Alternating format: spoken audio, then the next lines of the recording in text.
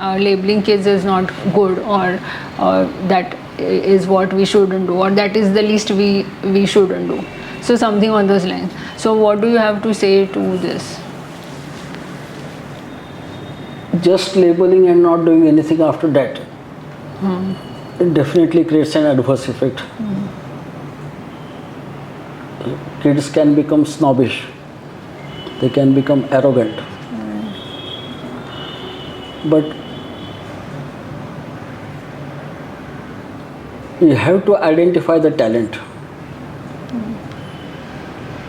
At what level, that is the problem.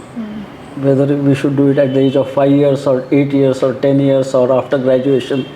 But if you want to progress, then who will lead the progress? Those who have the ability. So at some point we have to tell that you have that ability and you have to use it. So just saying that you have that ability is not enough. You have to tell them that this ability is not your own property. You are a trustee of that ability, because it was given to you. It is not your own creation, it was given to you by nature or God, whatever you want to say. So you are a trustee of that ability and you have to use it for the welfare of the community. To tell that, for the student to accept that, he has to be educated in an atmosphere of love, security and belongingness. If you just identify someone with a talent and don't give this type of atmosphere, there is a possibility that he will become snobbish and very self-centered. But if you give them an atmosphere of love, security and belongingness, this ability, I have coined the word ability dividend. We are talking about demographic dividend, lot of young population. So among that young population we have ability dividend also.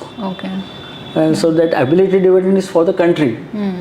And once you give that perspective, it does not matter then you can identify, and that labeling is not the correct word. You are identifying. And whatever research we have done in Jnana Prabodhini, in our psychology department, identifying the gifted is not the correct way of putting that.